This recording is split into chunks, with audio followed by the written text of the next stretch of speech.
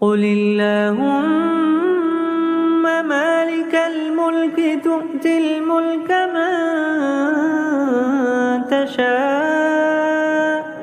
وتنزع الملك ممن